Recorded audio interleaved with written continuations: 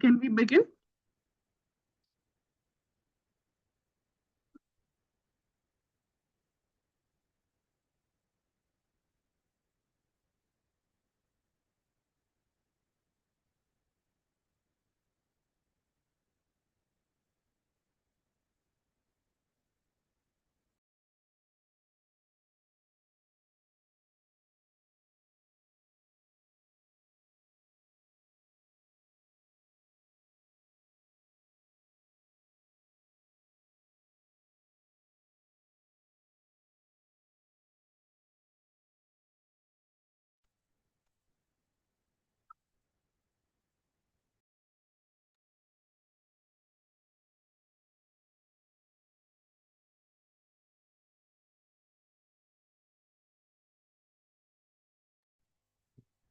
Yes, please start.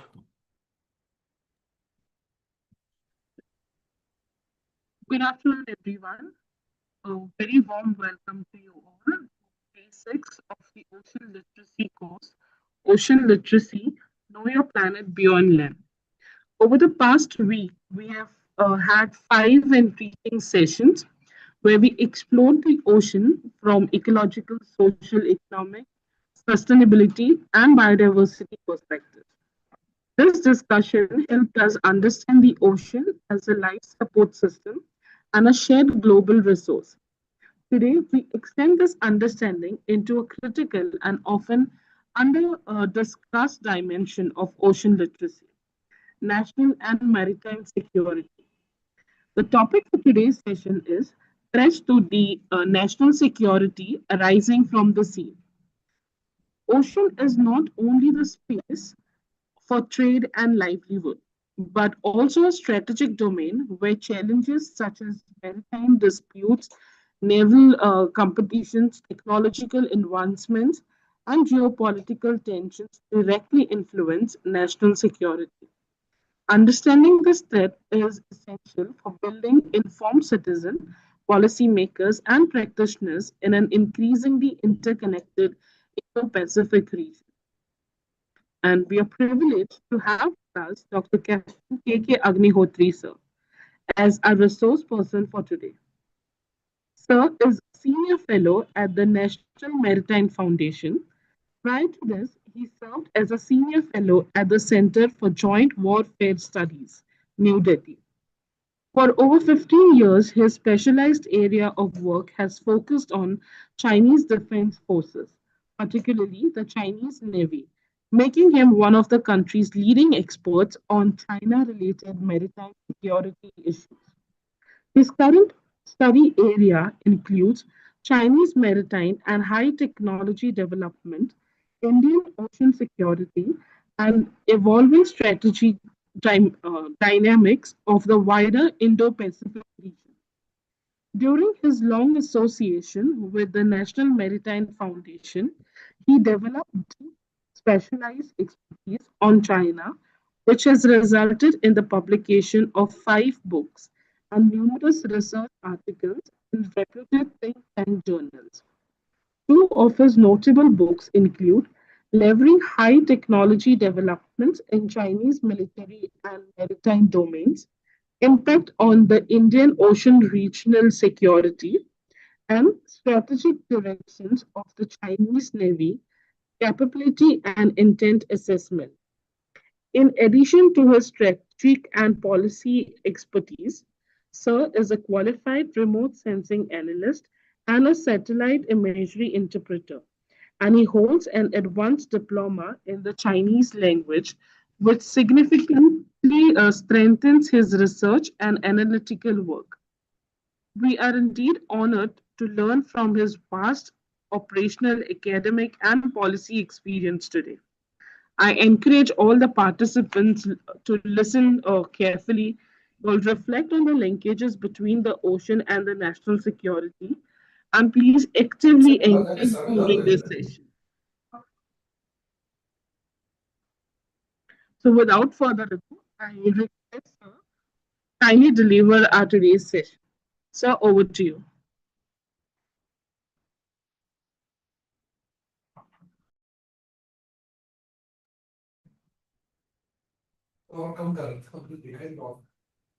Thank you, Sneha. Can you hear me, please?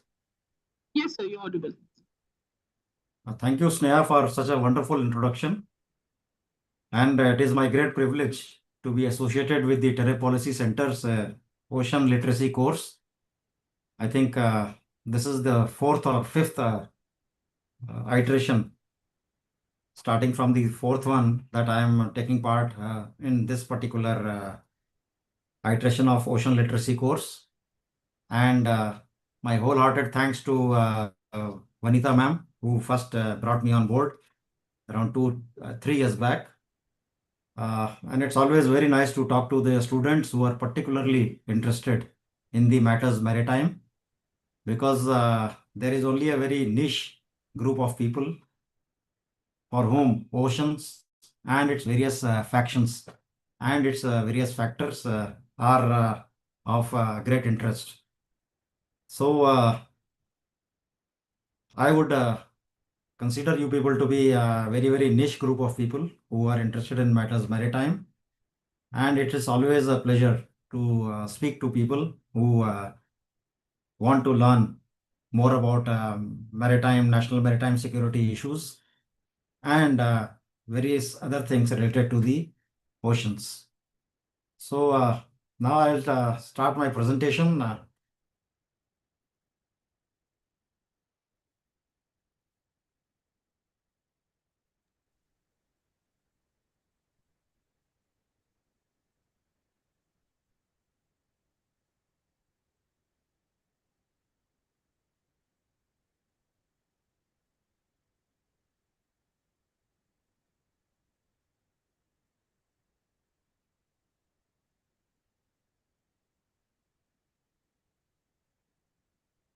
Can you see my presentation? Yes, sir, it is visible. Okay, so as Sneha has already introduced the topic, I will be speaking to you about the threats to India's national maritime security arising from the sea. So the before going to the topic per se, we will take you through certain maps so as to set the context. Now, India's proximate seas are increasingly being extended from the Indian Ocean region to the Indo-Pacific region. And the Indo-Pacific region extends from the east coast of Africa to western shores of Americas. This is India's interpretation and understanding of the Indo-Pacific region. Various countries have got different interpretations. US has a slightly different interpretation, but many other countries in the Indo-Pacific do have the same interpretation as ours. The Indo-Pacific region, as far as US is concerned, uh, is actually extending from the India-Pakistan border. If you draw a line 180 degrees down below, till the western shores, while we consider it to be much more westward, that is the east coast of Africa. This is an important distinction to remember, because as far as US Indo-Pacific Command is concerned, I just told you that the India-Pakistan border and notional line vertically down below, uh, to the east of it is the Indo-Pacific region, and to the west of it is an area under control of US Central Command. So there are differences, and India has been taking up this issue with the US many times. And within the Indo-Pacific region, if I can break it down into two parts, that is the region is diversified into the primary areas of interest for India and the secondary areas of interest for India. Don't bother about the circle, because circles are only generated by PowerPoint. But these are clearly laid down in the India's Maritime Doctrine of 2009 and India's Maritime Security Strategy of 2015.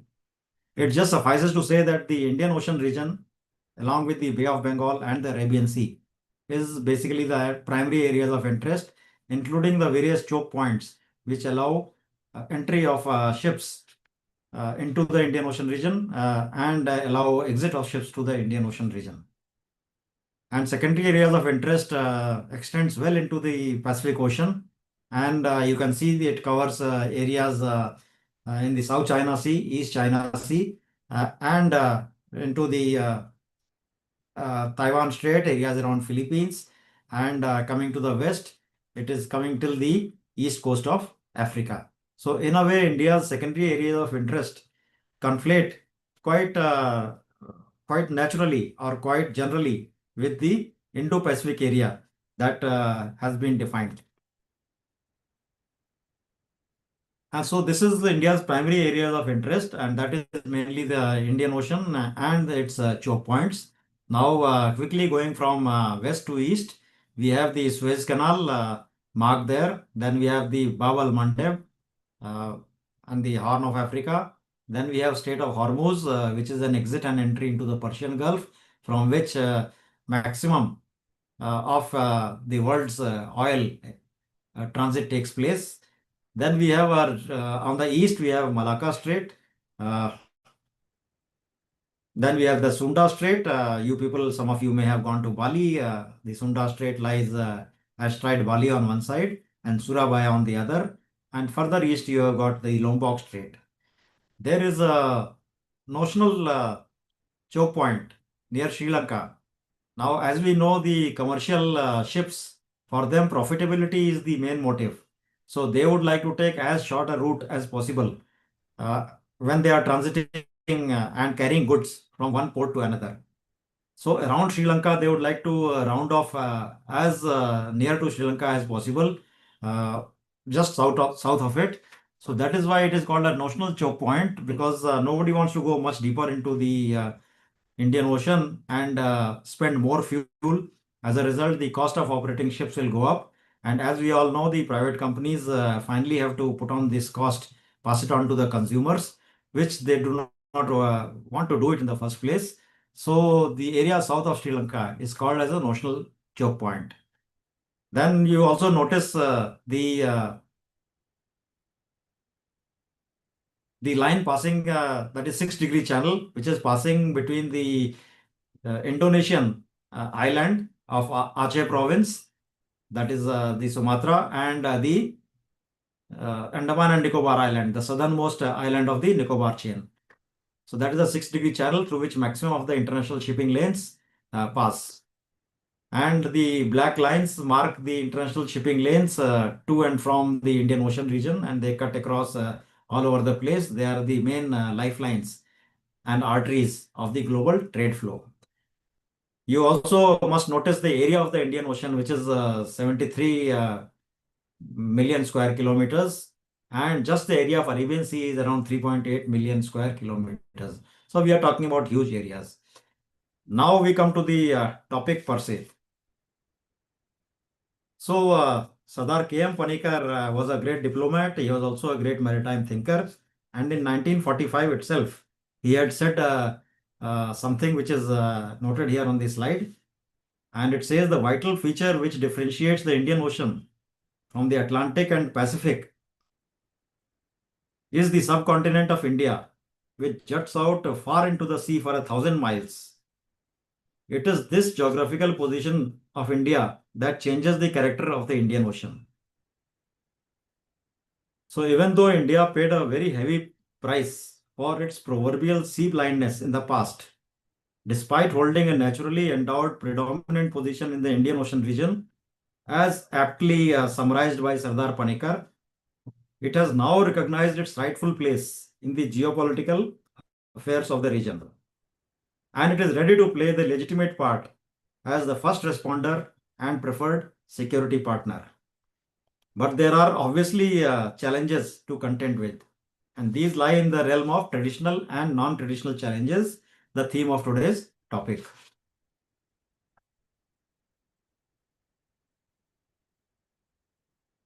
So this presentation first explores the traditional and then non-traditional maritime security challenges that face India. Thereafter, the ways and means and available options for their mitigation are suggested.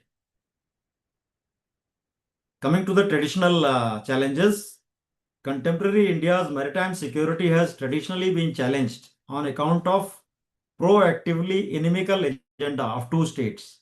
No prizes for guessing, they are Pakistan and China, and the related activities of their maritime entities in the northern Indian Ocean region in particular. Against this backdrop, two security scenarios could possibly emerge for India.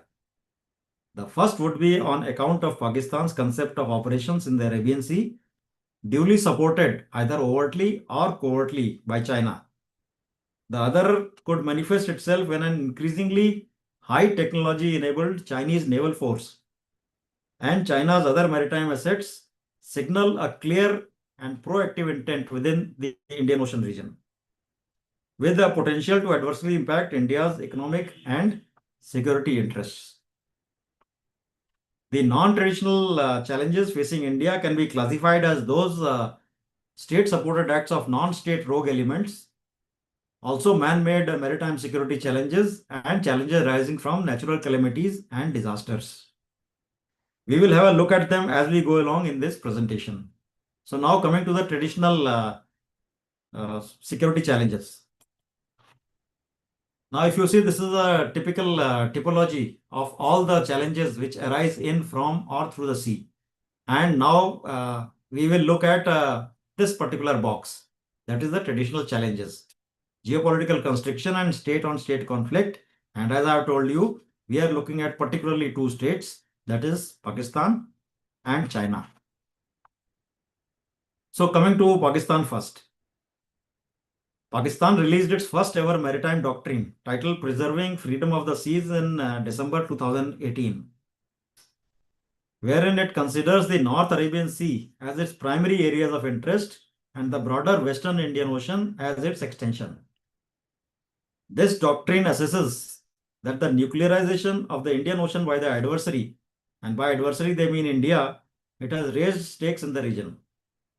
The Pakistan Navy, in order to ensure suitable deterrence against this enemy, again, enemy for them is India, advocates an approach of provocative and flexible mobility using the sea space. The Pakistan Navy approach also includes hit first with maximum effect and minimum application of force. Now, Pakistan's maritime doctrine advocates the use of submarines to cause high intensity disruption of India's sea lines of communication.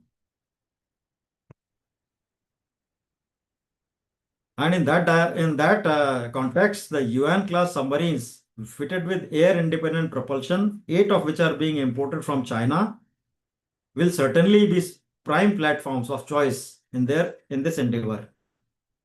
It is, however, obvious that the Pakistan Navy, with its current level of capabilities, would not be able to undertake the overarching tasks as envisioned in their Pakistani maritime doctrine. Thus, the only way to meet its doctrinal guidance of hitting first with maximum effect and minimum application of force is by allying with China. This scenario is therefore built on the premise that Pakistan will execute this concept of operations in its areas of maritime interest with covert and indirect support being provided by China. Now, this kind of support was actually not exactly in the maritime context, but this was seen in the recent short duration India-Pakistan conflict of August 2025, following the brutal Pahalgam terror attack, wherein the Chinese navigation system and its outputs were made available to Pakistan to enable their air force to do better targeting on Indian aircraft. Now, it is obvious that this will enable the Pakistan Navy also to benefit operationally from Chinese high technology support infrastructure. For instance, with access to restricted positioning signal from their Beidol satellite navigation system, the Pakistani Navy ships and submarines would be able to carry out precision targeting of enemy assets, as also interdict the sea lines of communication in Pakistan's near coast areas. So, having covered the traditional challenge from Pakistan in very brief, now I will shift to the traditional challenge from China. The Chinese Navy's envisioned role of conducting international cooperation in distant waters, as it was first articulated in its Defense White Paper of 2008, had by 2015 progressively expanded to protecting its strategic locks and overseas interests. And by 2019, in its defense white paper, it had further expanded to far seas protection. Now, towards this objective, China has been prioritizing the high technology driven development of its naval hardware and revising its operational plans. Its accelerated pace of warship building continues to provide numerical superiority and capacity accretion to the PLA Navy. Chinese shipyards have been constructing between 13 to 17 ships and submarines annually since 2013. If this trend continues, the PLA Navy with about 305 blue water capable ships is projected to become the world's largest navy by 2035. Here, please notice the word blue water navy because otherwise, as far as number of ships is concerned and tonnage is concerned, China has already overtaken US as the number one navy in the world. But here we are talking about the ships which can go all over the world and carry out operations in the offensive manner if required. So, with regard to that, we are looking at a timeline of 305 blue water capable ships and China becoming the world's largest navy in that aspect by 2035. So it is all very well to say that China will have 305 blue water capable ships in their arsenal by 2035. But we are looking at the Indian Ocean region and its impact. So how many ships can China project into the Indian Ocean region?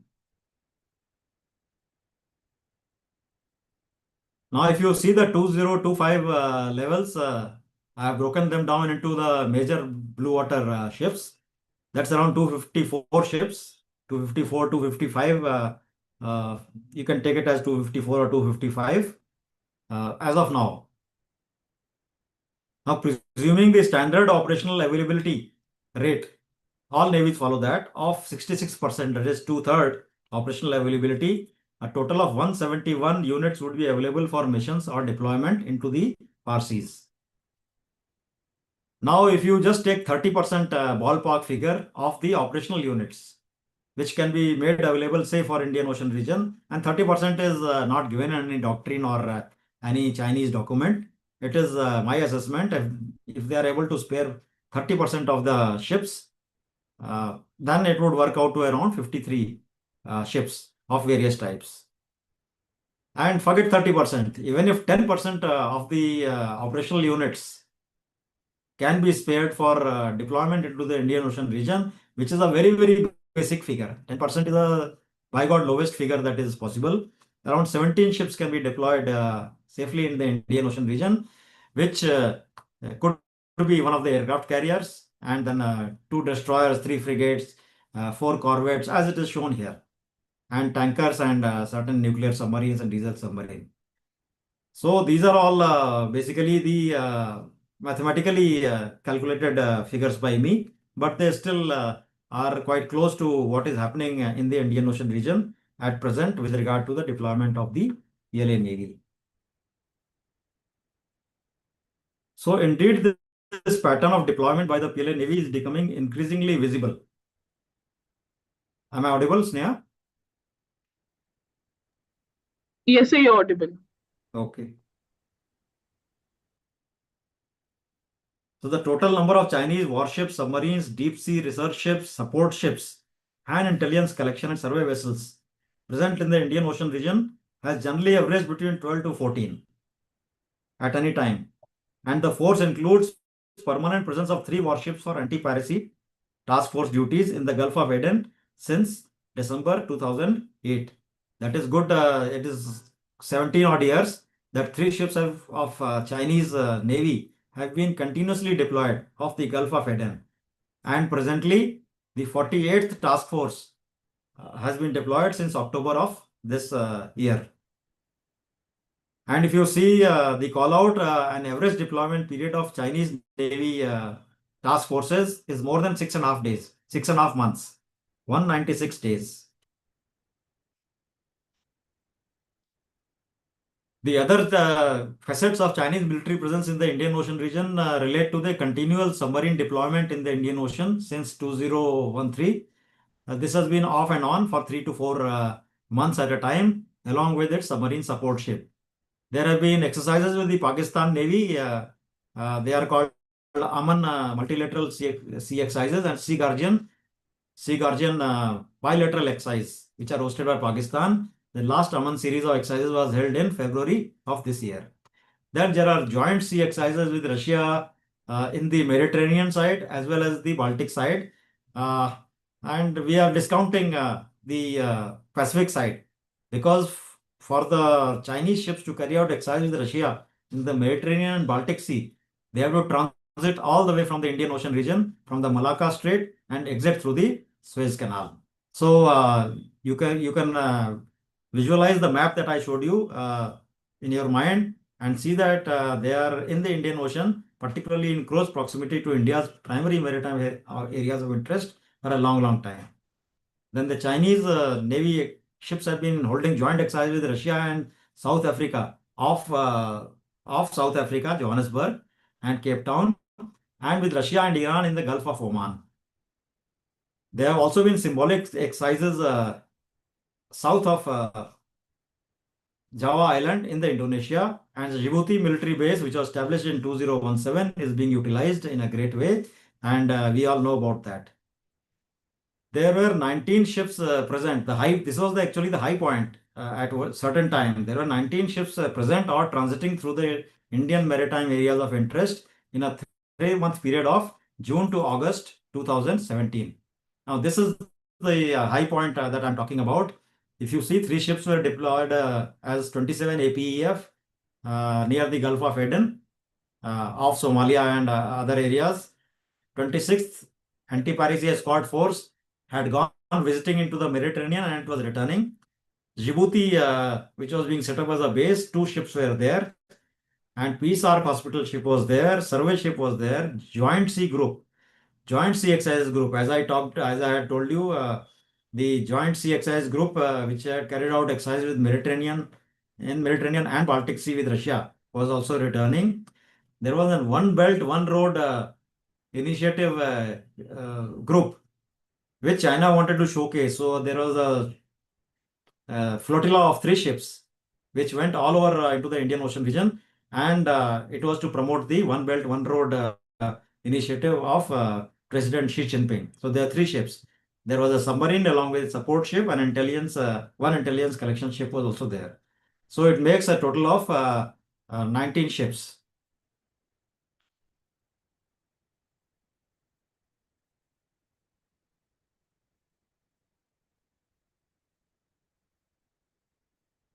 So what we have seen recently is the last slides were the military deployment, but the occasions for real military action for the combat ships or the PLA Navy ships or any warships are very few and far between. So what does the PLA Navy do in the meantime?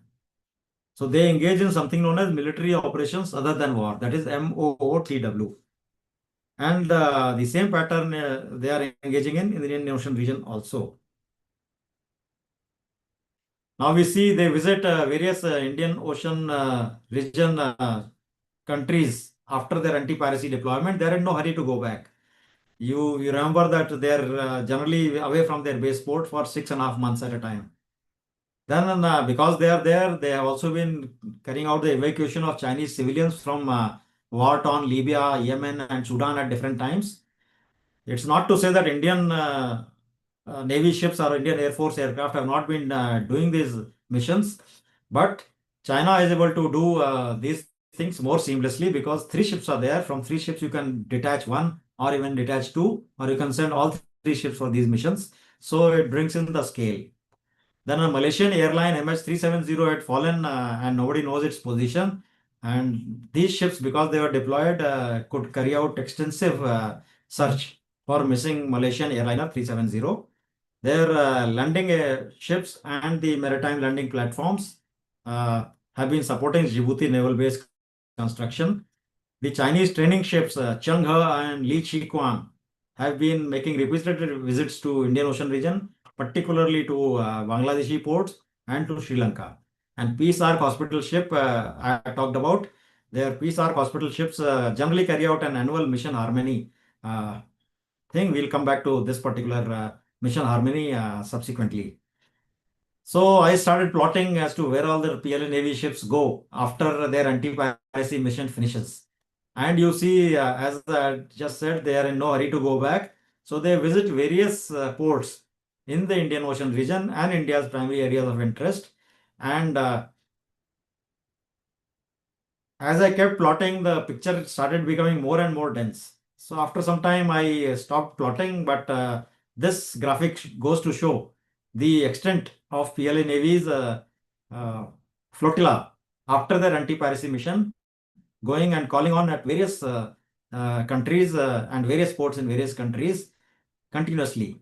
In fact, the 47th Task Force, after being relieved of its escort duties, you may have noticed that 48th Task Force is now in station. So 47th Task Force, when it got relieved, it went to Seychelles and is presently headed home via Singapore. So it called at Singapore also.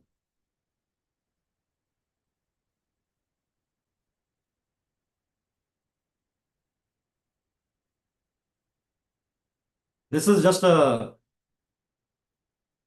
graphic to tell you how the Peace Ark hospital ship of the Chinese Navy engages in mission harmony. Now, what I am showing you is the mission harmony 2024 track. If you see the Peace Ark hospital ship went around the African continent in a clockwise direction. And the ports covered were shown, they have been shown at the bottom left in red. So it is Seychelles, Madagascar, South Africa, Congo, 13 ports. Cameroon, Mauritania, Djibouti, Tanzania, Mozambique, Angola. And you can see it went around the African landmass in a clockwise fashion. And if you go back a little more, as Sneha had introduced, I am into China studies for last 15 years.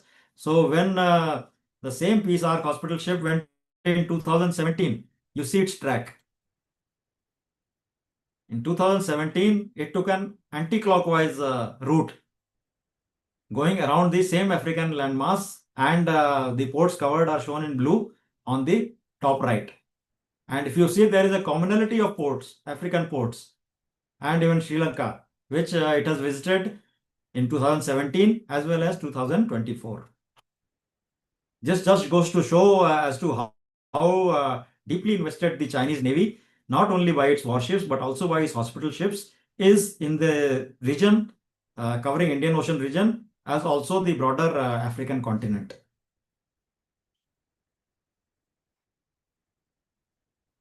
So we have seen what is the Chinese maritime deployment and what are its maritime operations or military operations other than war.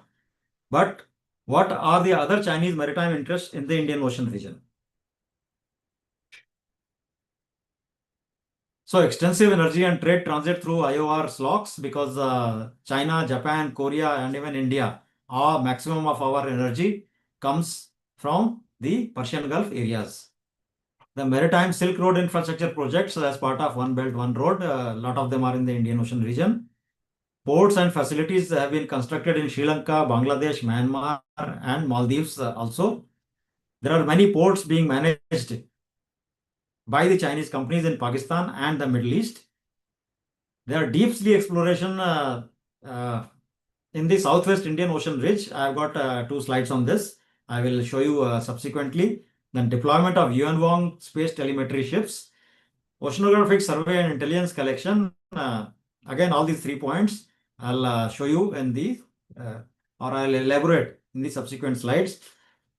And presence of large Chinese diaspora and citizens. All these Chinese maritime interests in the Indian Ocean region require to be protected, and security is required to be provided. So who will do that particular security providing?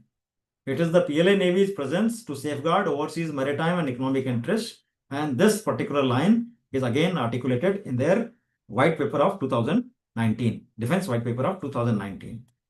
This particular slide just elaborates on the Chinese activities to national maritime interests. Now you see the Shriyan 6 survey vessel, Xiangyang Hong, Shriyan 6 had come and visited Sri Lanka. It had made great noise and at that moment in media. And if you see the one on the top right, this was the track of Shrayan 6 in 2023. And it doesn't require any great Siemens eye to appreciate the fact that if the Shrayan 6 had to go directly to Sri Lanka, it had no business going deep into the Bay of Bengal.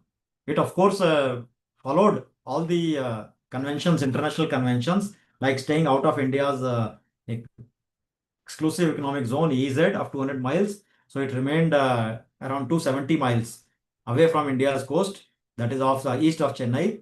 But the very fact that it went deep into the Bay of Bengal, it is like if you have to go from from here to Calcutta, you don't go via Kanyakumari. But that is what this particular ship was doing. Then Xiangyang Hong 3 research ship. After there was a regime change with President Mohammad Muizzu coming in power in Maldives, Xiangyang Hong 3 research ship found great favor with Maldives. So it was operating from Maldives and it operated for 3 months in and around Maldives. Now, if you know, Maldives is just a general extension of our Lakshadweep group of islands. And so the proximity to Lakshadweep Islands is a natural thing. And that is why the concern of India arose. Yuanwang space telemetry ship is used for tracking satellites, rocket launches, and this ship has been playing a big nuisance as far as India is concerned. When India has to test its uh, long range rockets or long range missiles like Agni 4 or Agni 3, then you have to give 15 days notice to mariners and some notice to the airmen. It's called NOTAM. So within 15 days notice, Chinese managed to send the ship, and the ship is ready in a position to track the Indian missile test or the Indian rocket launches or Indian satellite launch. So there have been at least 2 occasions where we issued notice to mariners 15 days before, and the ship sailed. And on both those occasions, we had to cancel our rocket launch and missile test. So it plays great nuisance. Then there are deep sea research vessels like Changchian, and they carry manned and unmanned submersibles, and these deploy into the Indian Ocean region. They carry out various uh, deep underwater surveys of hydrological conditions, seabed survey, etc. And this is 2023 that I talked about. As recently as in 2025, that is last month, there were 3 ships already, deep sea and other survey ships, already in the Indian Ocean region. One was in the Arabian Sea, one was west of Diego Garcia, and the third one was Shriyan was heading to Mauritius. And if you see the 28th November 2025, Lanhai 101 was crossing the Malacca Strait and was supposed to be headed to Colombo, Sri Lanka. So you see at this particular moment, there are 4 Chinese deep water research ships or other kind of survey ships which are operating in the India's primary areas of interest. So implications for India, as I had explained these slides, I had already covered in brief, but you can just read it here. Crisscrossing PLA Navy ships remain in critical India's maritime areas of interest. They are in a position to intercept strategic communication in the Bay of Bengal when our missile tests, rocket launches, and satellite launches take place. Indian Missile and Space Program, I have already explained well. Profiling of underwater hydrological conditions. These are very important peacetime activities, which finally the data from which is used in anti-submarine operations or submarine operations in wartime. So this data can be fed into a major supercomputer, and then the supercomputer will work out solutions on which are the best hiding positions for the submarines, and from where they can attack most effectively. it would also be noteworthy for you people to know that the tropical conditions or the tropical waters are heavily loaded in favor of submarine operations, and the ships are at a natural disadvantage because of the hydrological conditions in the tropical regions, which is generally the region of India's maritime domain. And then their routing and navigation familiarization is taking place in peacetime. They go to Visakhapatnam, they go to Cochin, they go to, as I showed you, they go into the deep into the Bay of Bengal, they go into the Arabian Sea, and they are familiarizing themselves with the navigation and the hazards, etc., in peacetime, so that it can come in handy when an occasion comes for doing anything offensive. And PLA Navy's presence in the vicinity, I told you previously also, through the Aman and Sea Guardian type of exercises, anti-piracy patrols I have already covered, and specific implications for the Indian Navy.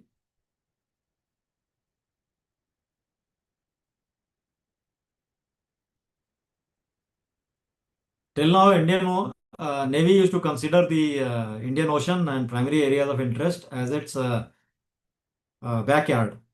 But now that there is more frequency of PLA Navy ships, more number of PLA Navy ships operating, they naturally bring certain combat potential along with them. Now, again, it is just for your information that any navy of any country, when a ship sails out, it loads up all the missiles, all the torpedoes, all the ammunition that it can carry, that is supposed to carry during combat. So when there are three ships deployed off the Gulf of Aden and three other ships which are in no hurry to go back after their deployment, they are fully loaded and they bring their combat capabilities, including missiles, torpedoes, guns, and other ammunition along with them. So we cannot, Indian Navy cannot discount the kind of capabilities that these Chinese ships already have on them. And then you may have read in the paper that the Chinese third aircraft carrier, called Fujian, has been commissioned. So eventually, one of the carrier groups, and along with the nuclear submarine, will be coming to the Indian Ocean region. It will further complicate the operational picture for the Indian Navy. Sino-Pak collusion and collaboration during conflict, we have seen it to be feasible, and we actually saw it happening during August of 2025 this year. The slot security will be threatened because even our oil is coming from the Persian Gulf, and if there is a Chinese submarine down below, naturally our own energy security will be threatened. And we were used to operating for training and exercises in the complete Indian Ocean area, or at least in the Arabian Sea and Bay of Bengal. Now we'll have to review our training and exercises protocol, procedures, and operational plans and procedures. So there are huge implications for the Indian Navy. Now we come to the non-traditional challenges. There's enough of traditional challenges that I have explained to you. And the non-traditional challenges can occur from the state-supported acts of non-state rogue elements, man-made security challenges, and natural calamities and disasters. And in the typology, that graphic that I had shown you earlier, now we are looking at this rectangle. We have looked at the traditional rectangle before, and now we are looking at the non-traditional area. That is man-made, natural, and a combination. So everything that I have talked about before is here. Now, the biggest non-traditional challenge, of course, is the terrorism from the sea. So, acts of terror at sea are emanating from the sea, and related activities of such as gun running and transportation of weapons of mass destruction, with or without state support, constitute the gravest of the non-traditional security challenges for India. Maritime terrorism may be manifested in various ways. These ways are given here. It could be direct attack on our oil, gas platforms, or it could be attacking on a port facility, or it could attack our nuclear and industrial installations near the coast. They can hijack a ship and use a ship as a weapon for attacking our shore installations. So there are various ways in which terrorists can attack, and it is not something which is very far-fetched. Now, these are the examples of maritime terrorism in the past which has happened from the sea. and at sea. There was this USS Cole, which was attacked in Aden Harbor. Then MS Limburg of Yemen, M Star in Persian Gulf, and Super Ferry in Manila Bay, that is in Philippines. So, world would only be naive to underestimate this particular threat.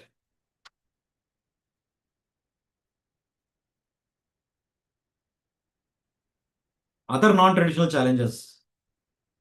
These involve rogue elements and criminals at sea, and they range from piracy, hostage taking for ransom, armed robbery, drug running and human trafficking to environmental pollution of the oceans, as also illegal, unreported, and unregulated fishing. Now, Somalia, with its long coastline and defunct governance for a very long time, became an ideal breeding ground for pirates. At its peak in 2011, 237 out of a total 353 incidents of piracy and 24 of the 33 hijackings were attributed to Somali pirates. Piracy in the Gulf of Aden and of Somalia could finally be brought under control through concerted and protected multinational naval effort. The cross-border gun running through sea route is considered to be much easier. A major instance of such occurrence came to light during the investigation of the serial blast in 1993 in Mumbai, wherein it was found that huge cache of arms, ammunition, and explosives had been landed on the coast of Raigad. And Raigad, as you know, is a coastal town across the bay from Mumbai. Proliferation of nuclear technology is another sinister facet of risk arising from the sea. Periodical seizures of such contraband indicates that these sort of nefarious activities continue unabated. In 1999, a North Korean freighter, which was bound for Pakistan and was carrying a consignment of components that were allegedly to be used for production of missiles, was confiscated. This particular ship was seized by Kandla port authorities at that time. A more contemporary incident again happened in Kandla. A Chinese ship at this time was detained, and it contained cargo which consisted of industrial autoclave used for manufacturing of ballistic missiles. A third incident took place in January of 2024. Again, a Pakistan-bound ship, it was Malta-registered ship called Attila, was detained at Nhava Sheva port. It had sailed from China with the CNC machines. The CNC machines, as you know, have dual-use applications, and they can be used for making precision industrial tools as well as precision ammunition and other kind of war fighting components.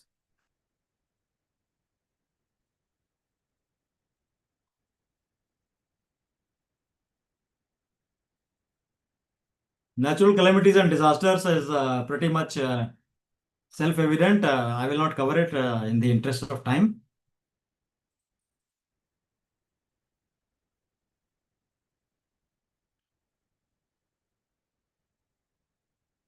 Just to elaborate on the piracy a little bit, this is the IMB piracy report of 2024. If you see the piracy situation, which was largely under control of the Somalian coast, again started raising its head in 2024 because of the situation arising in the Red Sea. When the Houthi rebels started attacking ships in the Red Sea, and the world attention was diverted towards stopping this Houthi rebel attack in the Red Sea, because the Red Sea formed the major sea lanes of communication which was being disrupted. Pirates found their chance of Somalia and of the Gulf of Aden. So there were 8 attacks.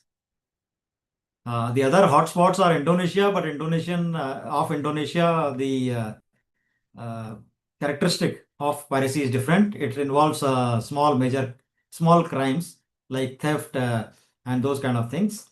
And the other hotspot is the Gulf of Guinea, which is shown here.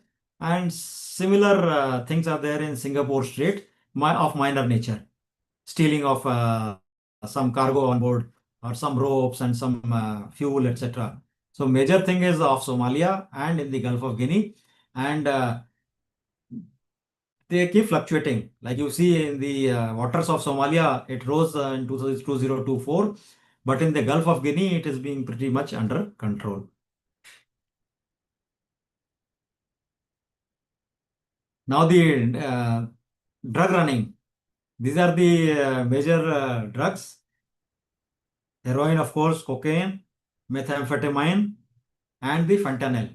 Fentanyl, for your information, is like those blue pills, and it is very much prevalent now as a preferred source of, because it looks like a medicine, preferred source of intoxication by those people who are using such drugs.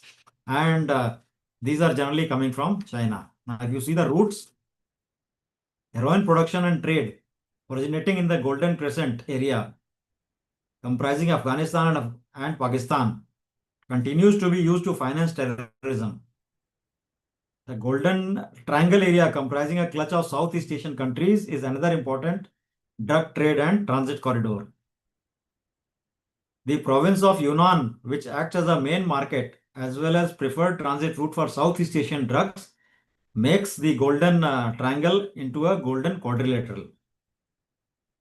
Drug running cartels from this golden quadrilateral smuggle drugs through the sea route via Maldives and Sri Lanka to countries in Europe and the US.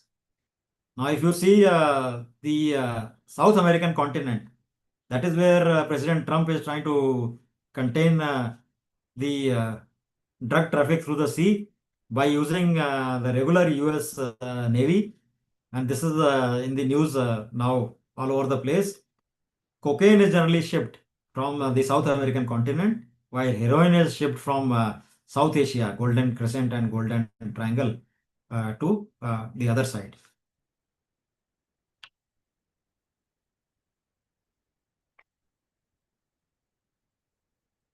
93% of the world's major marine fish stocks are classified as fully exploited, overexploited, or significantly depleted.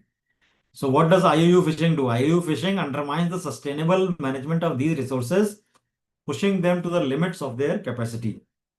So, in other words, IUU fishing is quite rampant in the Indian EEZ also, particularly in the Andaman Sea. The prominent players belong to China and Taiwan, of course, though Sri Lanka and Indonesian fishermen are also engaged in poaching and illegal fishing. And this is a big drain on the economic affairs of many countries and eats into the GDP itself. Then there is the challenge of human trafficking, and it is merely done for two purposes, that is for sex trafficking and for labor trafficking. We know the Rohingya situation is affecting Bangladesh and even India to a great extent, and human traffickers are taking advantage of, I would say, loose borders and the maritime routes to engage in this kind of a trafficking, and it is happening in a major way.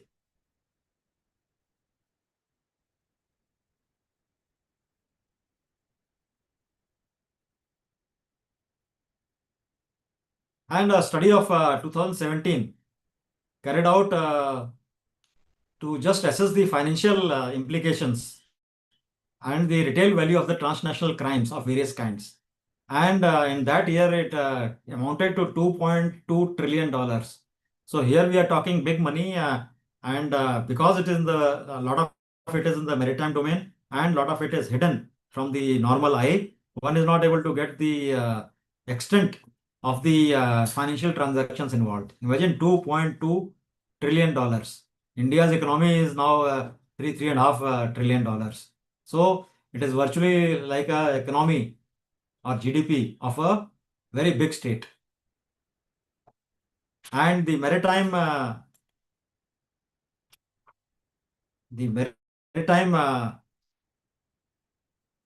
route through which this trafficking is done of small arms, of the IUU fishing, human trafficking, and the drug trafficking is shown here by red arrows. I have just highlighted it to show that overall transnational crime, within that, how much is the share of uh, such transnational crime through the maritime route.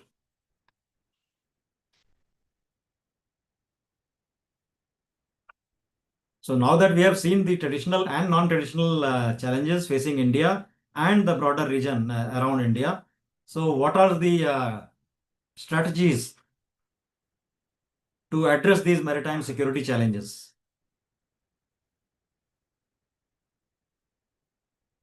Now, half the battle is won if you accept the threat. A lot of people remain in denial. A lot of countries remain in denial as though nothing wrong is happening. So, while acceptance of the risks in maritime warfare is axiomatic and its avoidance is rarely feasible, if you can avoid it uh, with the minimum implications, then you would then it is good for you. But avoidance is rarely feasible. Then pragmatism would call for an effort to reduce risks through comprehensive monitoring and credible control mechanisms. So, focus must be on reducing threats through monitoring and then controlling such threats.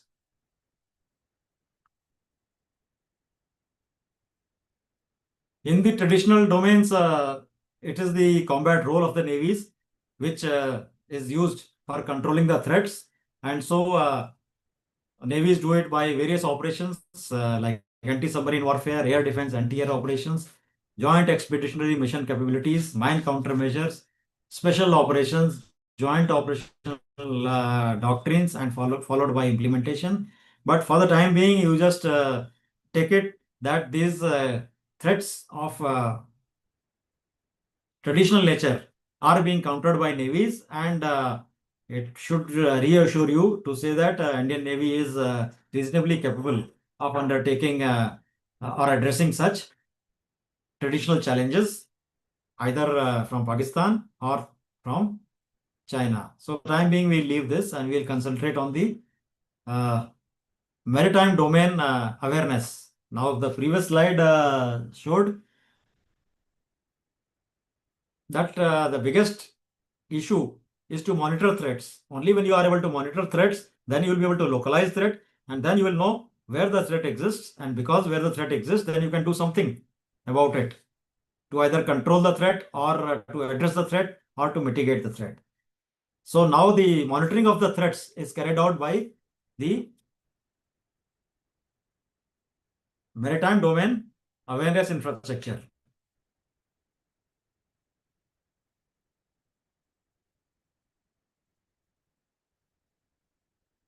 So for this, the countries must invest in building of a comprehensive MDA architecture, and such architecture should be built around many sources and technologies as shown here. The MDA infrastructure should be reliable, accurate in collation, should be user-friendly, agile, easy to access, and also amenable to dissemination in the shortest possible time frame. Now, these are some of the sources. You can see that there is data from the coastal radars. There is information of vessels at sea from the national AIS chain. And there are information from various other IMO departments and organizations that is collected in one place.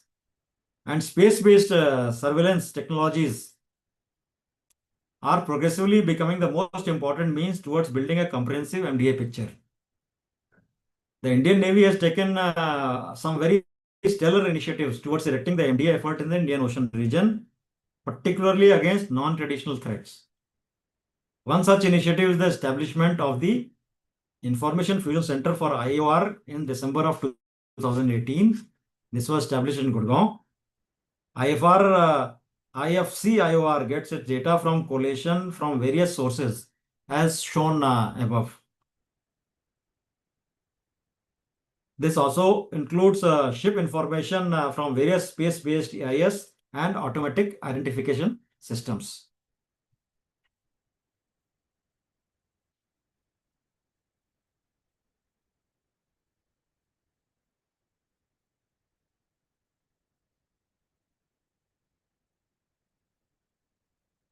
Now, the IFC IOR extensively collaborates with other information fusion centers operating from Singapore, Madagascar, and Seychelles. It also has international liaison officers, as you saw in the previous slide, from 14 different countries and one particular region.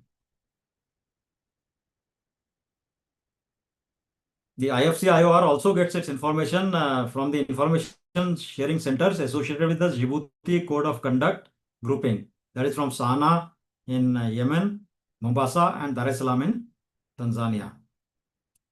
This information flows in a two-way fashion from IFC IOR to these information centers and from those information centers to IFC IOR.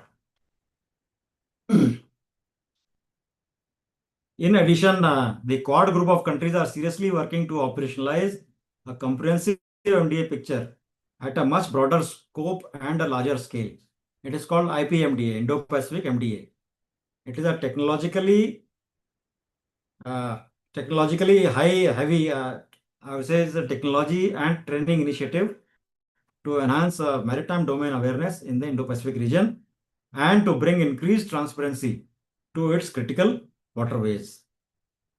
IPMDA harnesses innovative technology such as commercial satellite radio frequency data mining, and it provides near real-time information to its partners across Southeast Asia, Indian Ocean, and into the Pacific Ocean.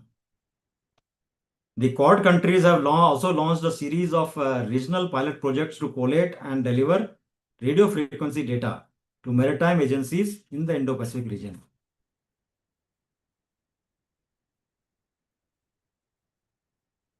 Now, how are we addressing the non-traditional challenges, particularly the terrorism incident, and how to avoid recurrence of 26/11 like incidents in Mumbai, the major target for which was Taj Hotel and another hotel Trident. So post those attacks, a joint operation center was set up of course, in Delhi, and additional ones were set up in Mumbai, Visakhapatnam, Cochin, Port Blair. National C3I network was established. Sagar Prairie comprising 1,000 men and 80 fast intercept crafts was formed for security of naval bases and vulnerable assets. Surface and air surveillance was enhanced by the Indian Navy, Coast Guard, and aircraft along the coast and offshore development areas. Coastal radar stations and auto identification system chains were set up.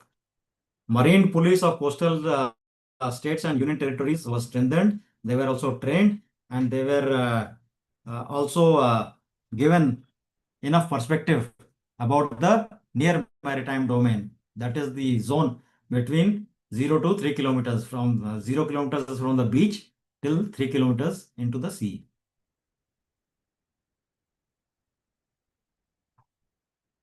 And what I'm telling you is, it's all laid down.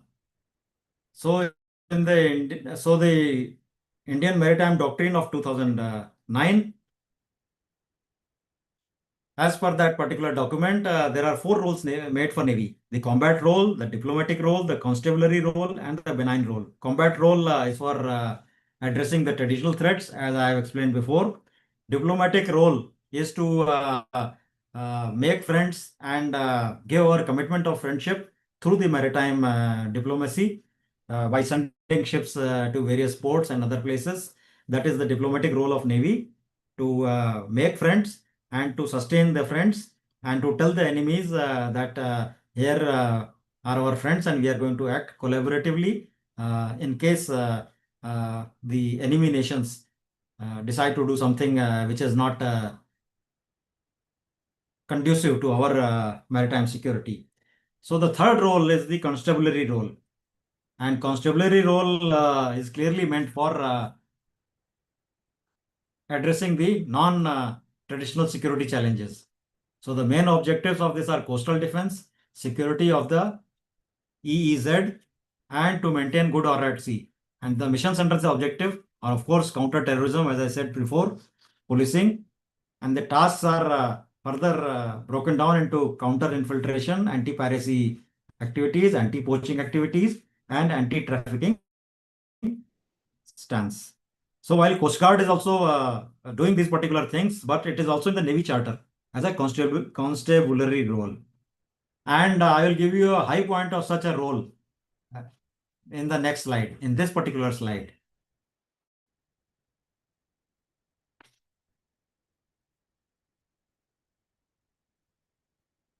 Now, this particular operation took place in March of 2024. The Indian Navy's maritime commandos, we call them Marcos, took a 4-hour trip from India to the seas of Somalia by a Indian Air Force C-17 Globemaster helicopter. Can you see the, not helicopter, plane? Can you see the plane on the top left? From this plane, these marine commandos through the parachute were dropped into the sea with their boats and weapons.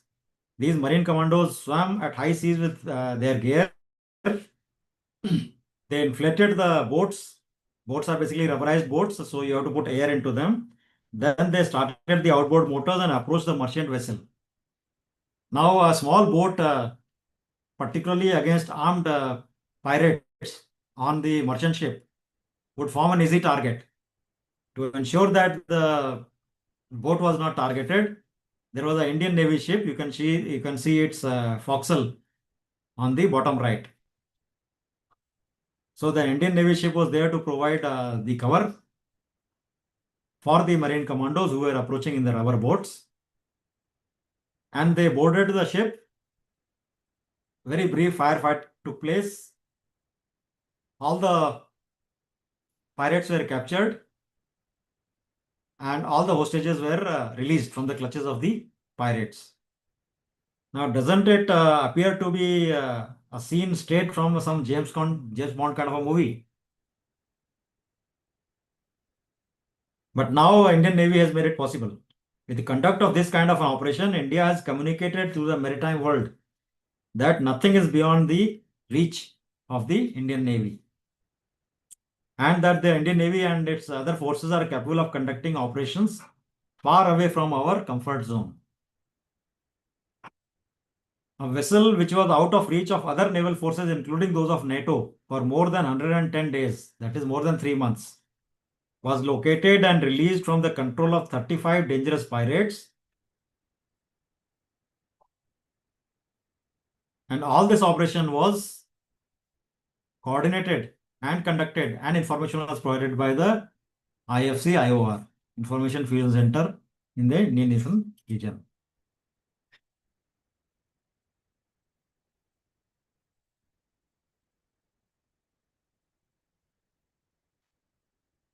So the last role of the Indian Navy, that is the benign role. I have talked about the combat role, diplomacy role. I have talked about the constabulary role and benign role. Benign role is for providing humanitarian assistance and disaster relief. It is to provide aid to civil authorities. And what I have now added is the roles related to pandemic mitigation. So these tasks involve provision of relief material and supplies, particularly after major natural disasters like tsunamis and cyclones or even flooding, providing of medical assistance, providing diving assistance if required, hydrographic assistance, and during pandemic related activities to provide medical supply chains during pandemics and evacuate patients. During COVID-19 time, Indian Navy gave a great account of itself by evacuating patients and non-combatants from Sri Lanka, from Maldives, and it supplied medicines to various African countries by ships, medicines as well as other medical equipment by ships to the various African countries and in certain countries in the Bay of Bengal. So I will close by giving you a graphic or showing you a graphic on what the Indian Navy did just this month, in the beginning of this month in Sri Lanka.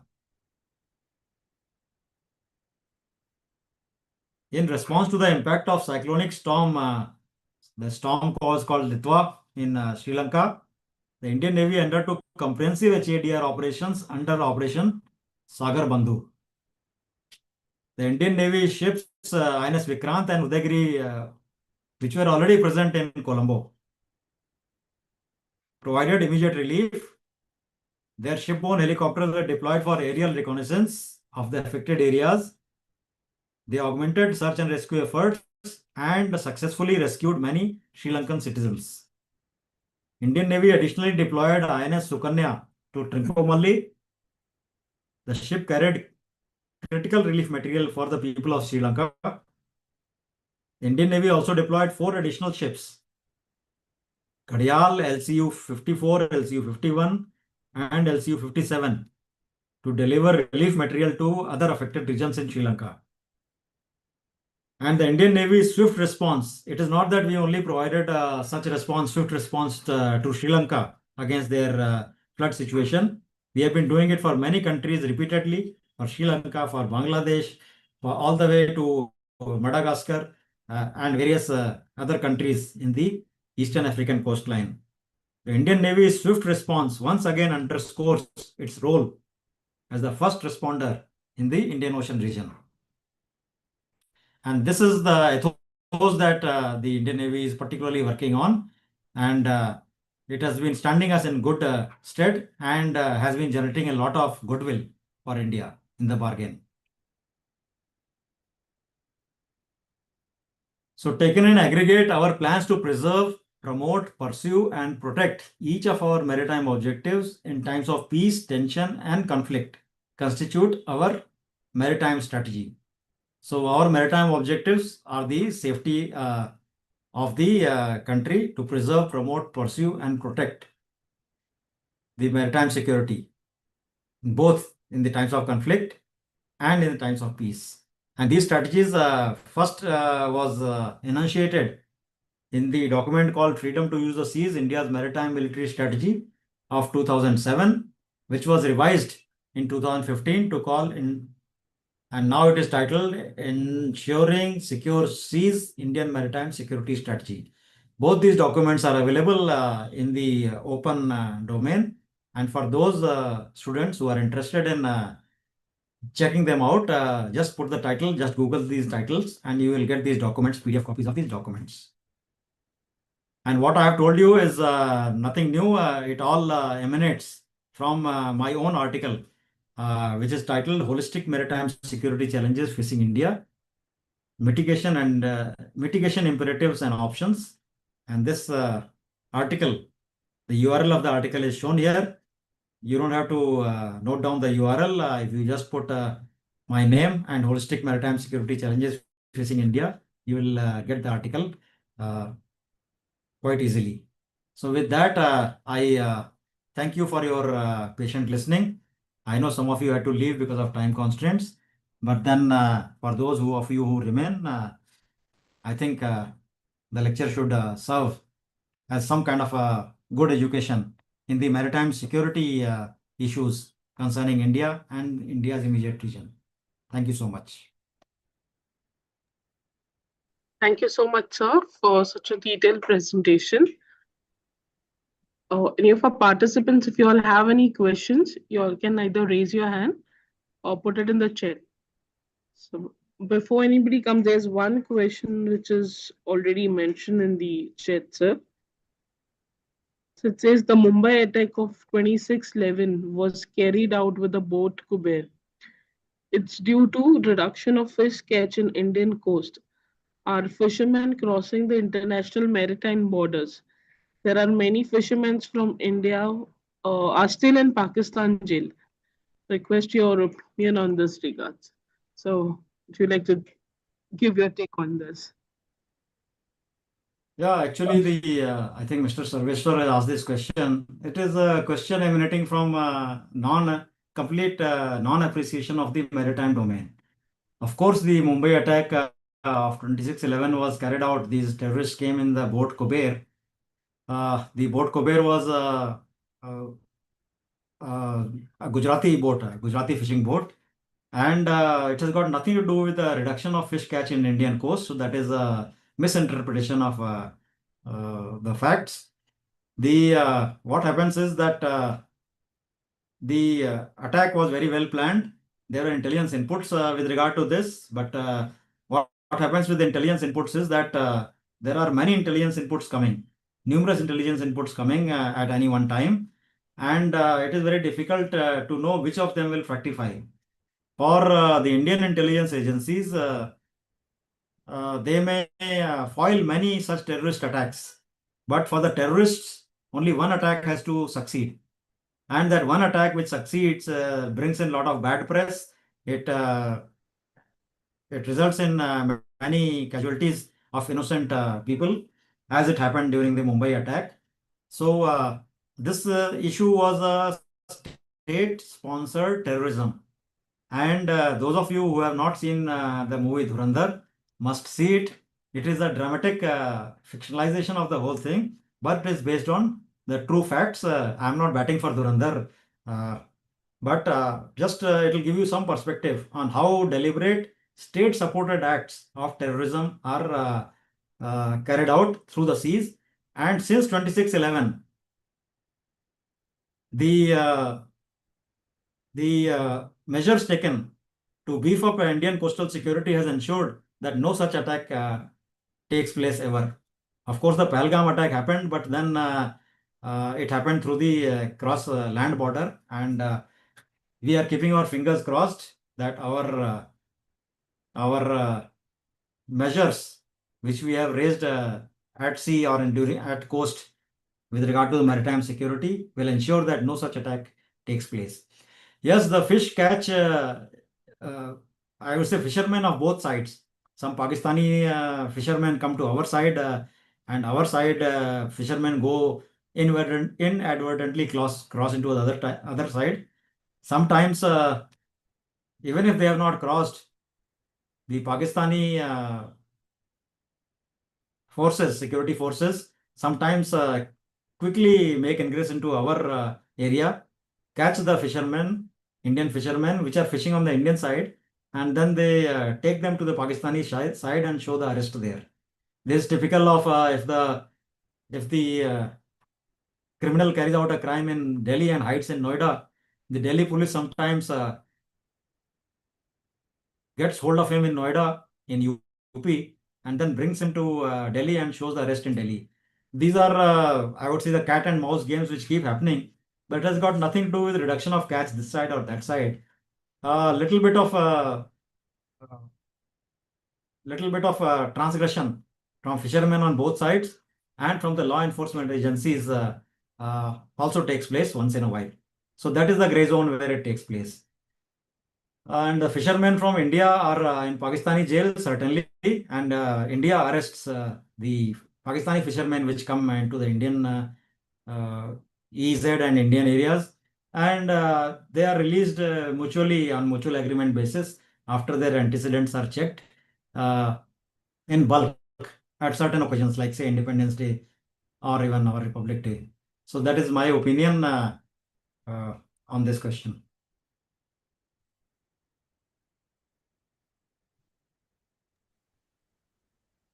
Anybody else would like to come up with the question?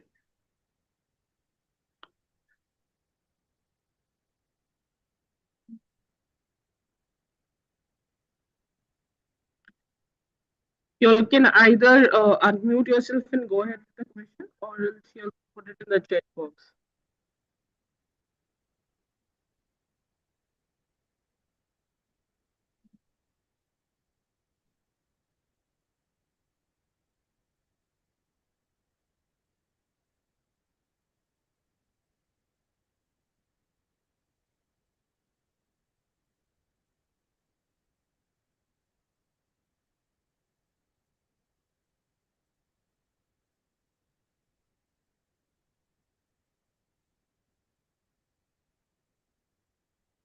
So I guess we aren't getting any questions. They must have understood the topic very well. I will still encourage people to ask any question that you have in mind, because the maritime security issues, particularly in the civil domain, are not covered quite often.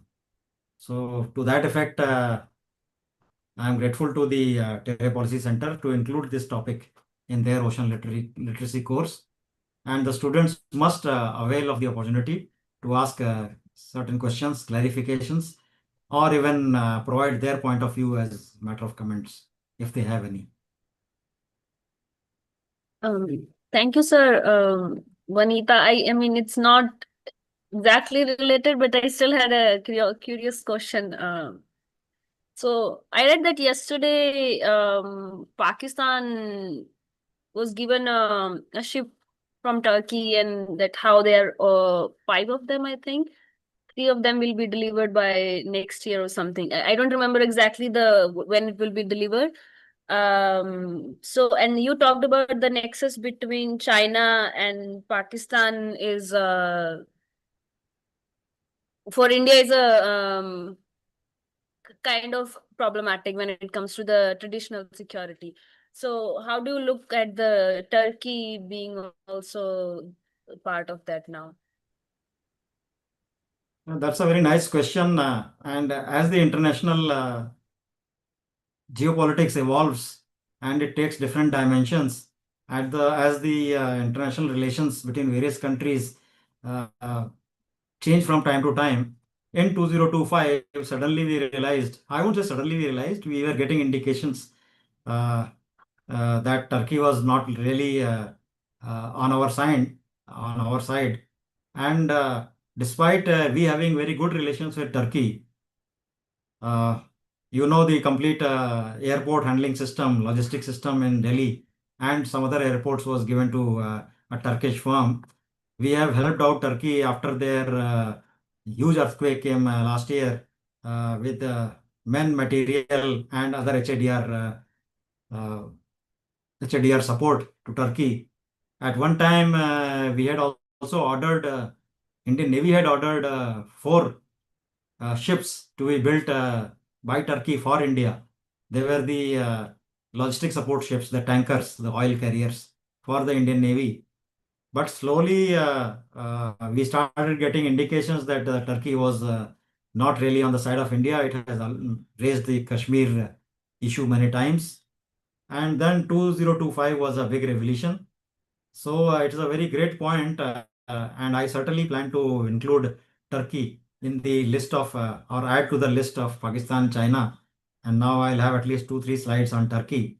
And you, being in the National Maritime Foundation, know very well that now Turkey, as a country of interest or country of concern, is very much on the radar. And certain scholars have written at least three articles on this particular subject. So thank you for this input. And the ninth ocean literacy course, I shall have at least two slides on Turkey on this particular issue. Turkey has always been a supporter of Pakistan. During the uh, during the 4 days skirmish in August, Turkey was the one was the one which supplied the maximum number of UAVs of Turkish origin for use against India. A Turkish Navy ship entered Karachi during the thick of hostilities. So we all know these things, and I will certainly include Turkey also as an as a country which is of concern, maritime security concern to India. Thank you. Thank you, sir. Thank you, Anita.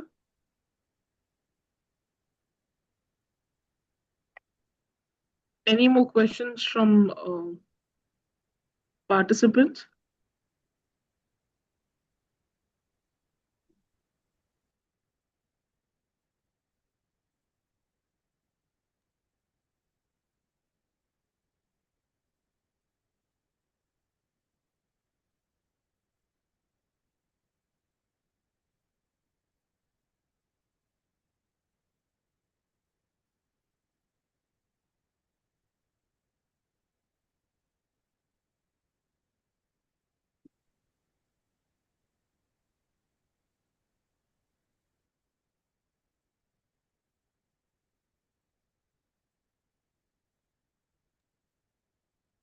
You all can either also type it in the chat. So I'll read it out.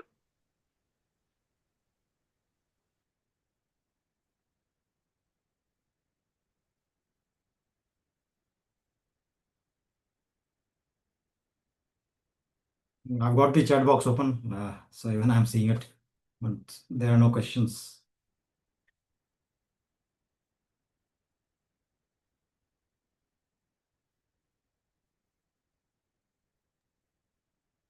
Participants, you all can either. Oh, there is one, which is please explain submarine in the Indian Ocean. It is a very generic question. If the participant can elaborate a little what exactly you want about submarine operations in the Indian Ocean, Chinese submarines in Indian Ocean, or our submarines, or Pakistani submarine. What is exactly?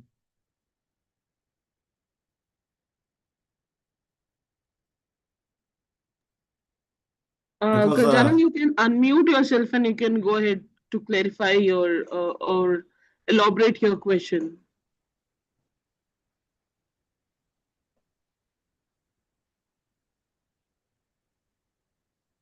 okay, I'm still not getting a clarity, but I will still go ahead with the question. The Indian waters or the waters around India, tropical waters, are very, very favorable to the submarine. Submarine is in a position to hide in many places. Submarine can attack the ships, particularly in the tropical waters, quite easily because the hydrological conditions in the tropical waters are very different from the uh, cold water conditions in the temperate climates or in the further Arctic or Antarctic climate.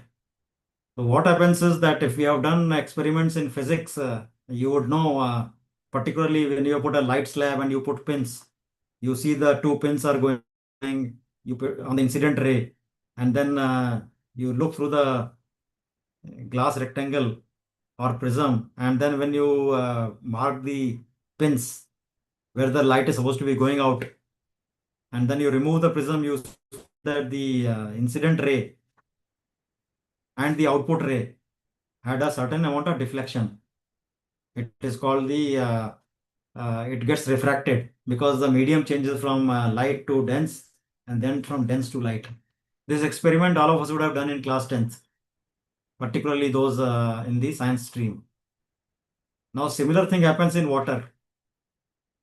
When the water temperature reduces, as the temperature reduces with the depth, the sound ray or the sound, I won't call it ray, the sound wave gets reflected to one side.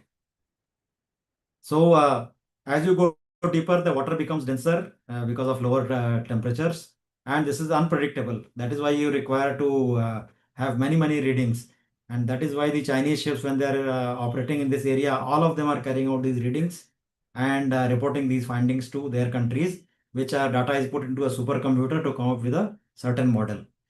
Now, because the sonar beam is refracting from in the denser medium, as the medium becomes more dense, it does not go in straight line and hit the submarine and come back. So submarine may be very close to a ship, and still the sound ray would get bent, and it will not get, and the submarine will not get picked up. So a ship uh, radiating on its sonar will realize that there is no target. As far as the ship is concerned, its sonar has not picked up any target, while the submarine is sitting right there because of the characteristics of sound, it has not been picked up, and it is very easy for submarine to then attack the ship. Now, this is without any model or without any diagram or without any slide I'm explaining to you, presuming that you have done this experiment with regard to the uh, light ray passing through a prism or light ray passing through a glass slab. So exactly same situation happens with regard to submarine. So that is why if Pakistan has 8 submarines and it is able to hide and our ships radiating on their sonars are not able to pick them up, then the submarine has got an inherent advantage with regard to attacking the surface ships. And sometimes surface ships will not even come to know that where the submarine is and where the attack came from. So I thought I'll explain that because the question I'm not still able to get the clarity on it.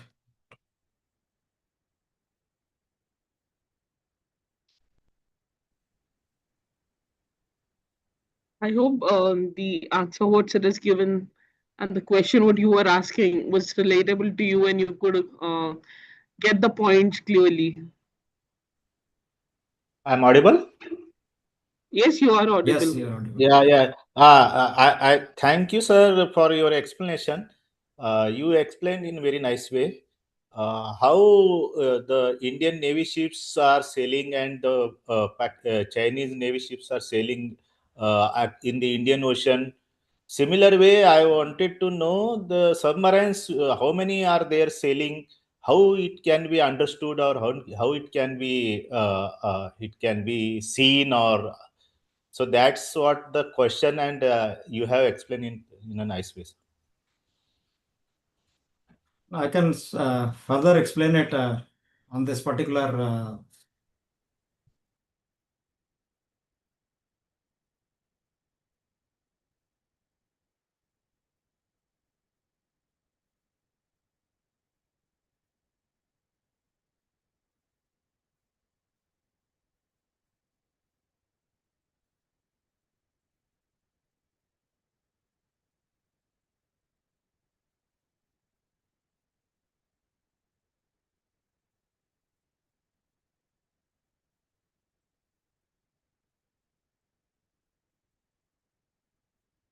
Now, if you see this particular map, the Chinese submarines are supposed to be coming from Malacca Strait. If you can notice Malacca Strait on the right side center. The Chinese ships, submarines are supposed to be coming from Malacca Strait. The United Nations Convention on Law of the Sea says very clearly that when submarines are transiting narrow straits, they are supposed to transit on the surface. So a Chinese submarine per force, because of the international maritime law, would be transiting on surface through the Malacca Strait.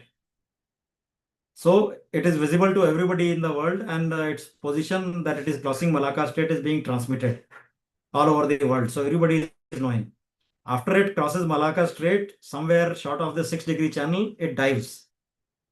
The strength of the submarine, after it dives, you don't know which direction it has gone into. Whether it has gone into the Bay of Bengal, whether it has gone into the southern Indian Ocean, towards Mauritius or towards Africa, or it is coming towards Arabian Sea. So you do not know whether it is threatening India or it is going deep into the Indian Ocean. Now the strength of the submarine lies in it being invisible or it being underwater. And as I told you, underwater medium in the equatorial and tropical areas always favors the point of view of submarines. So now what happens is that the moment a Chinese submarine, for instance, crosses the Malacca Strait, the Indian Navy aircraft, reconnaissance aircraft, Indian Navy satellites, etc., they all home onto the submarine while it is on the surface. Now, after it dives, then you start making circles in one day where, in one day, how far he could have gone in various directions. So you cut out an arc. You cut out an arc in 2 days where he could have gone, 3 days where he could have gone, and then the arc keeps expanding. Now you are only guessing that submarine could be along this arc after 3 days or this arc after 4 days. We know that the submerged submarines, particularly underwater, do not go at great speeds. They go at maximum of 6 knots or 8 knots or even 10 knots. The higher speed they make, the more noise they will make. They will become easy targets for detection. So to maintain stealth, they go at very, very low speeds. So at various speeds, the arc is cut off. Now, if the submarine, so from the Malacca Strait, our aircraft keep tracking them till we get a firm position that it surfaced near Sri Lanka and entered Sri Lankan port, or it went to Karachi and entered there. And Chinese submarine operations have still not come to a confidence level where they can sail alone. So there is a submarine support ship which is always there. So if the support ship is in some place, a support ship is always obviously a surface ship. If the support ship in some place, then we just cut an arc of 100 miles or 50 miles or even 200 miles, and we know that submarine is in some vicinity of this particular support ship. So this is all by hit and trial methods, by logical conclusions and deductions that we try and locate the submarine in the India's primary areas of maritime interest. Now submarine has to, suppose it doesn't want us to track him from the point of Malacca Strait. So what it does, Sunda Strait is also same strait, it has to go on surface. Lombok Strait, though the rule says surface, but since it is deep and quite wide, submarines sometimes quietly go underwater and cross the Lombok Strait, or they even go further east near Australia. Of course, it takes them longer time to come to the Indian Ocean region, but then they come completely submerged. And in that case, India or any other country in the Indian Ocean region has no idea where the submarine has gone. So that is the most strongest point of the submarine. So we have been trying to convince Indonesia that please try and put some kind of underwater sensors below your straits, so that if the Chinese submarine tries to cross either towards China or towards the Indian Ocean region, submerged through these straits, you will have some kind of a pickup. And please share that information in a collaborative way with us, and then we will know where to mark the submarines. We will know when it crossed into Indian Ocean region, and we will be able to localize to a certain extent rather than being totally blind.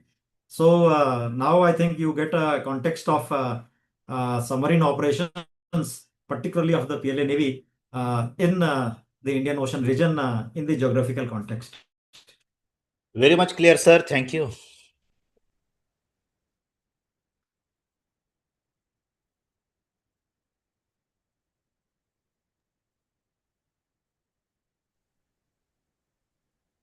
Any more questions?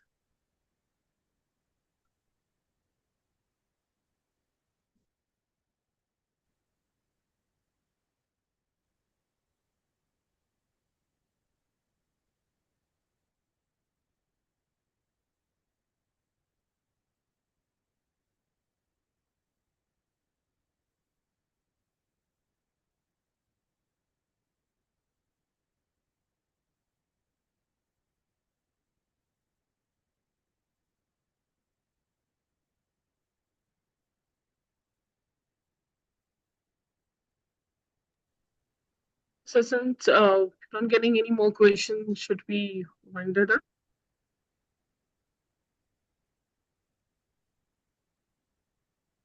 Yeah, I think we can call it a day because there are no more questions coming.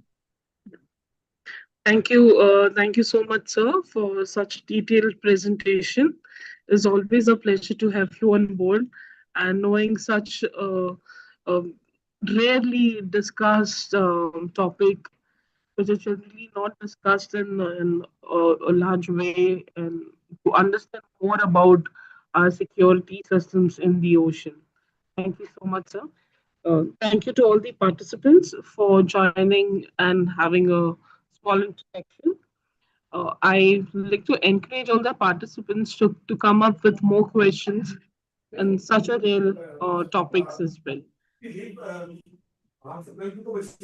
So we have a session coming up tomorrow, which is on the topic goods and services provided by the ocean, which will be conducted by Mr. Sagar Lakota. The link for tomorrow's session will be shared to you all in the morning itself. Thank you all for joining. Thank you, sir, for joining. We'll see you for the coming sessions as well. Thank you so much. Thank you, Sneha. It was a pleasure talking to you and other students. And now I'll leave the Zoom meeting. Thank you.